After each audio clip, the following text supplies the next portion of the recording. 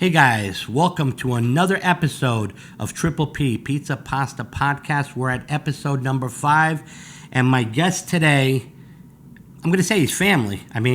I've known him since his freshman year in high school, 1979. Nowadays, he never admitted, but he was chasing me around to get him on the soccer team back then. But I met him. This guy has done nothing but cooked all his life.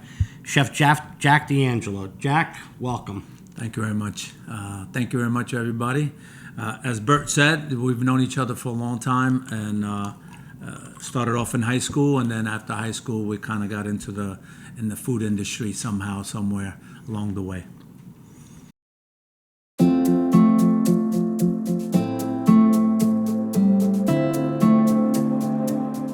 Well, how old were you when you started? When I started in the restaurant industry? I started at 14 years old, believe it or not. Same age, I started off where I was just in front of the house making coffees, just to kind of get me out of the streets. From then, then went into busboy, then went to being a waiter. From being a waiter, I was thrown into the kitchen to kind of fill in for somebody who didn't show up. I guess I liked it, and they liked it, and they gave me a job working in the kitchen, and it turned out to be fun. And then from there, I guess I just grew into it, and I think right out of high school, me and my brother ended up buying a restaurant together. Was that Casa Italiana, the first one? No, the first one was D'Angelo's. D'Angelo's in Hawthorne. And it didn't last long because I think we were too young, and we were still like trying to figure out what we wanted to do in life and be out in the streets and being a kid. It's a rough still business. Like 18 years it's a old. rough business. I see a lot of adults can't adjust to this kind of lifestyle. Yeah. You know what I'm saying? It definitely is a big adjustment. Going into it, I remember I met you. You were coming to, and it was through Mario, rest his soul, Mario Stampone. Yeah. And you started coming to La Gondola. Right. And you ate by us, and I remember you used to tell people, you never really told me too, but his food's good, he cooks good, he cooks good. And we weren't related yet back then. No. I know at the time you started dating my sister, and our relationship grew pretty well. And then you had D'Angelo's, and then the next one was Casa Italiana, right, that you bought? No. Casa Italiana, I was just working there. The next one was Sognadoro in Elmo Park with two of my Nicky and Bobby. Two of my friends there, Nick and Bobby. That was one of our biggest it was a great restaurant. I remember it. I think that was Passaic County back in the days. Yeah, right? It was in Elmo Park. Yeah, right on Grove Street next to the firehouse. Next to the firehouse. That was one big restaurant. And then from there, you moved on, I believe, Piccolo Italia? Piccolo Italia. In Fairlawn. Piccolo Italia and Fairlawn. We all went our separate ways to try and chase our own goals instead of being together. And, that was also a very big success from a guy that wanted to move back to Italy and wanted to get out and sell the restaurant. And I bought that restaurant, which that was another very great restaurant that I learned a lot, That's where I learned a lot too. Age. You beat the crap out of me in that place. Yeah. He stuck me in every spot he could stick me. By the broiler, I did pasta. But I'll tell you what, I owe a lot of what I know to this guy. I was doing things, but I was doing them more pizzeria style, right? You kind of refined me. The natural reductions on things, how to do things al momento. Al momento means, you're cooking things on the fly. I think we pre-cooked one pasta, which was penne. Everything else was made to order. Right. And it's like a symphony in the kitchen. Basically when the chef tells you, what are we doing? Okay, give me 6 minutes, we're ready to go. And the pasta guy's got to control everything. Because basically if you screw up and the pasta's not ready, and well, if it's Jack and he puts the food out and your pasta's not ready and you're holding on, he's going to kick your ass because it's got to be all in sync. It's like a symphony. Well, that's why there's a difference between people who just want to step right in, and what I always tell everybody, even till today, is you got to work your way up, and nobody really wants to work their way up. Start from the bottom and learn things as you go along. I know I did. I tell everybody the story. of when I started really getting into it at a young age. I started off making salads, and then I was watching the guy making the pasta. And then from making the pasta, then I was watching the guy sauteing. So it's not like it was actually told to me, recipe per recipe. We just kind of watched and saw, how it was made. And until today, I still believe that that's how it should be done. And if you don't do it the right way and you get a pat on your back, then you're misleading them. You have to let them know that if they're making a mistake so Absolutely. they can correct it. And that was another thing you taught me when we had our little venture together, Portobello's in Freehold. First time we ever worked together, I worked the front of the house. I'm naturally, as you can see, I'm never short of words. I'm a front person, but very passionate about the kitchen. And I learned a lot there. I learned, we had an open kitchen. We had, 90 seats in the front and 50 in the back, I believe. We were booked with a lot of parties. And, that's when you had your itch to go to California. Yeah. Open kitchen is a whole nother level of making sure that everything is up to par, because people can see everything that's going on, whether you're clean or whether you're dirty, or whether you're organized or screaming or any of that stuff. So it holds you back to a lot of that. And if you remember, discipline. Portobello's, we had no heat lamps. Yeah. So, how many times? Well, I don't know. You never did it, but I did it. A couple of my servers, they go out and smoke a cigarette and they fire a table, and we used to get pissed off. If you fire a table, you better be standing near where you fire, because it's going to come out within 5 or 6 minutes. And many waiters went home at night with blisters on their fingers, because when a plate came back, I put it in the freaking broiler and I put it back out. I mean, nowadays you'd say it's job abuse, but you know what? They got to learn. A lot of movie stars, but we timed everything very well there. We never, very rarely got a complaint about something being cold. Well, nowadays, because you can't do that, a lot of my staff, even today, they tell me that they have dreams about that bell ringing. Because if they don't pick up the food, I'm just constantly ringing that bell until they pick up the food. Because I believe that, the time that it takes to dish out a table, or a plate, and having to reheat it is a whole lot more work than the initial absolutely plating. Plus the fact it makes the chef look like an idiot. Yeah. Let's talk about some pet peeves in the kitchen. I know this is a pet peeve of yours, because I know I never did it to you, because you told me once and I never forgot. I told my staff after you left Portobello's and I took over, don't ever do that to me. How do you feel when you turn around and do something, especially a special, and you want no substitutions, and the waiter comes back, especially in an open kitchen, looks at you, and then you got to say no in front of the people, and it's horrible. Yeah. Well, a lot of people are always trying to, I guess, from watching a few cooking channels, think that, they know how it's supposed to be and what pairs with what and what doesn't, and there's just certain things that are just ridiculous, and sometimes we don't really want to do them, but sometimes depending on what the demand is, we do it to satisfy the customers. But there is a fine line where you just say enough is enough, and certain things just don't go, and we refuse to do it. And most of the people are understanding to it, and as they should be. Because it just doesn't go. Vegetables don't go with, a zuppa de pesce, which is a red sauce. Yep. Just doesn't go with vegetables. They just goes with pasta. If you want the vegetables on the side, then it's a different story. But I think people are adapting nowadays. If you were to guesstimate, how many restaurants do you think you've been involved in since you started at 14 to now? More than 10, less than 20? I'm probably at 10. Okay, that's good. That's good. I mean, you're 61 years old. I'm 64, maybe 65 in November. Finally, I'm retired out of the kitchen because of health reasons.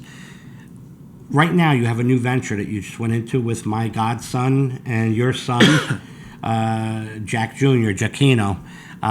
Tell us a little bit about your restaurant, where it's at, and a little bit about your specialties, what you do, because you got a lot of really good stuff you do. Well, we're located we opened up this place in Manasquan. It's called the Boca Cucina Italiana, which I did it for myself, but I mostly did it for my son, to leave it to him so that he has, something for his future, for his family, and for his kids. It's a legacy. It's beautiful. It's kind of it's a BYOB, but it's kind of like a little upscale where it's very the mood is setting is really nice and trendy, and the food. Our menu is phenomenal. We're known for seafood. I mean, we're known for everything, but mostly we're known for seafood. And we have a pasta machine that is imported from Italy, and we make most of all our pastas homemade. Which I taught my son, and he's the master pasta maker now. So we make most of our pastas in house, and that's what people tend to go to when they're in the mood for pastas. All our fresh pastas. So thank God we have this machine, because we have to produce so much every other day. So it's now more like, with the cranking handmade one anymore. So it's more electronic and stuff.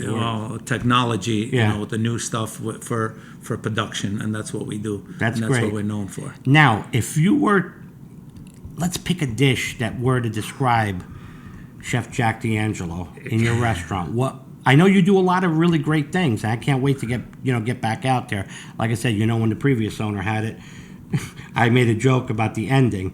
So you do have an espresso machine, right? Yes, okay, thank you. Absolutely. That's good to hear. Absolutely. Give me a dish that describes, this is my heart and soul, from my heart to my hands to you, Jack D'Angelo. What dish? Yeah, obviously, being a chef, you get asked that a lot from a lot of people. I don't know if any chef has one particular dish that they like to make, but give me your top three. How's that? We have a phenomenal, which it's just a phenomenal dish that we do. It's a filet of bronzino that we do grilled with a roasted cherry tomato sauce on top, which, they just fly out daily. I love bronzino. We're also known, because we use fresh Manila clams, we're known for our clam sauce, whether it's a white clam sauce or a red clam sauce. The third one that we're really, really known for is our French double cut rack of pork, which we make it. Our most popular one is arrabbiata with hot cherry peppers and mushroom and a wine sauce, which is over broccoli rabe with roasted potatoes. It's phenomenal. So if I had to pick, those are probably our three. But then again, we have our homemade bolognese with our homemade rigatoni, which is another big seller. So I love cooking it all, as long as people keep enjoying it. Listen, I've heard nothing but good things since you took that place over. Unfortunately, I couldn't make it on Saturday because I don't know where the hell I was. I had to go somewhere else, but we're definitely going to come out. I actually been talking to the cousins. They're going to plan another night. How loud were they? Oof. I told them I would have to charge them double if they come back again. I don't know if I lost any customers due to how loud they were. We are definitely a loud But thank crowd. God they came in late. So they came in a late table, and they had a great meal and enjoyed themselves, and it was good having them there. Well, I've been telling Andrea that, right, Andrea? We got to get out there. I mean, the one thing you can do is cook. You've been doing it for years. You've been successful. I mean, Portobello's, we took a place that was making what? Nothing a week. And we brought it to the next level. And I just continued on your foot leg. Matter of fact, I'm going to get sidetracked. Do you know who just got in touch with me the other day? I just saw them 2 years ago at Gladys and Al.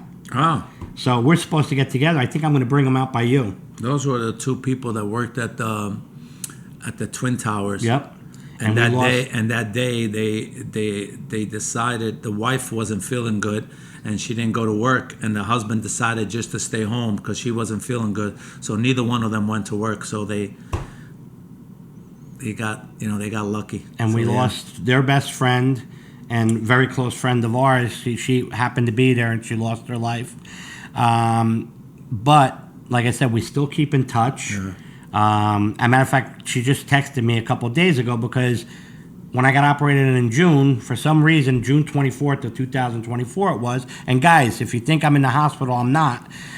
It's an old post that somebody reposted again, and I put a retraction on it. But I got the outpouring of love, guys, thank you. I mean, it's over 200-something people, but I am not in the hospital. Thank God, I'm working on my issues and stuff, but I'm here, limited but good. So, okay, so we have La Boca in Manasquan. Do you offer caterings and stuff like that?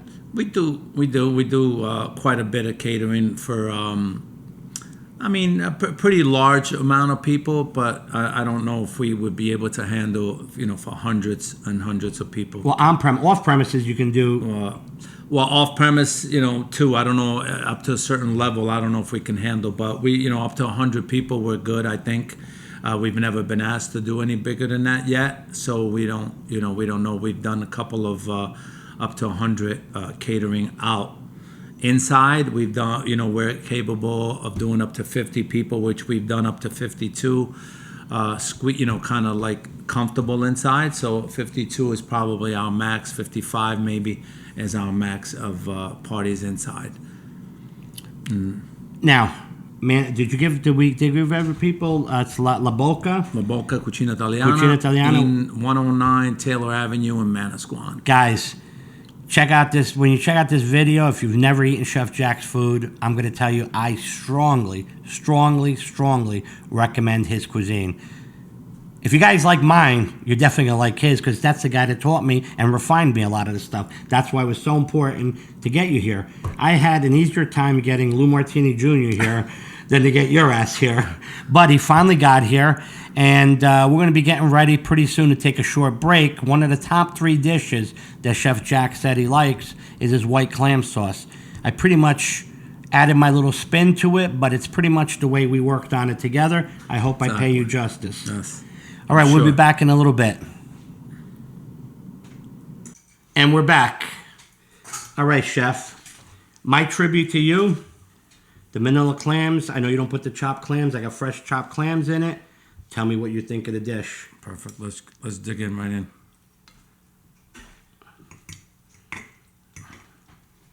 Now, let me tell you something. If he gives me a thumbs up, this is a good critique. If he freaking kicks my ass, I did something wrong.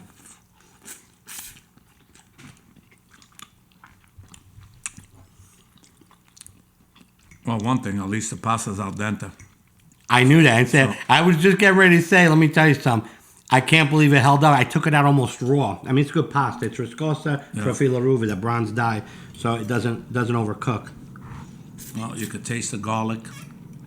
You could definitely taste the parsley, the fresh parsley on it. Taste that little hint of Sicilian oregano? And it's really good, and you could taste the oregano.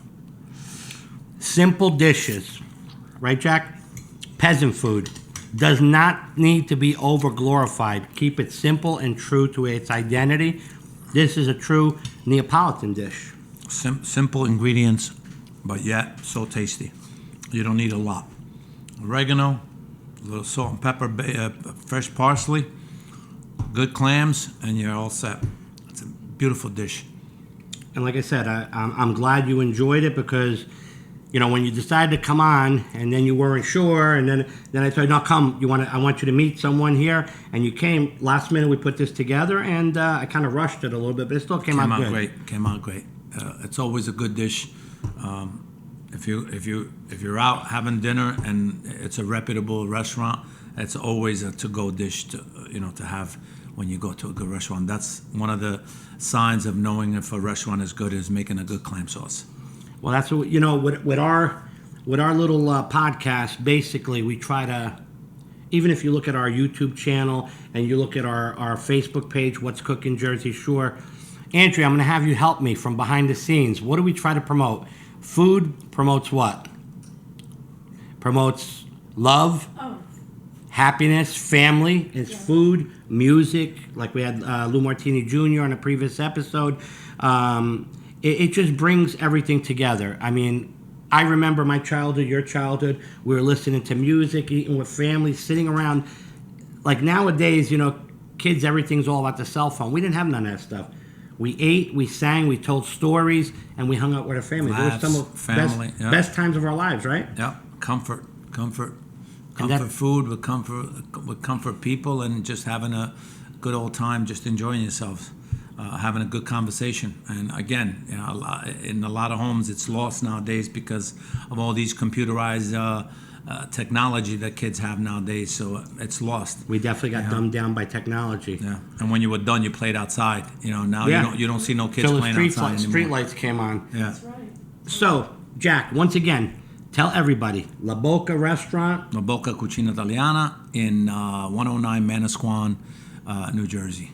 109 Taylor 109 Taylor Avenue. in Manasquan, New Jersey. Guys, I strongly recommend this place. You got to call for reservations or you ain't going to get in. Absolutely. Place is Give us a busy. call. It's like a 50-seat restaurant, right? Yeah. So call up. What's the phone number, Jack?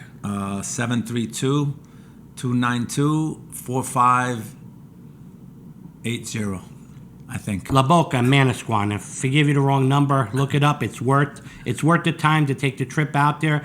You will not be disappointed. The food is impeccable. Like I said, this is the guy that taught me a lot of the stuff I know and refined me from a crude pizzeria cook to a refined chef that I am today. And then research and constantly looking into food all the time, learning more and more, studying our roots, makes you better. Jack, I really appreciate you being with us today. You're welcome. Took you fucking long enough. All right, let's finish eating. You got it. We'll finish All right. eating. Cheers to everybody. This is another episode of Triple P, Chef Umberto with Chef Jack D'Angelo, Tante Bella Cause.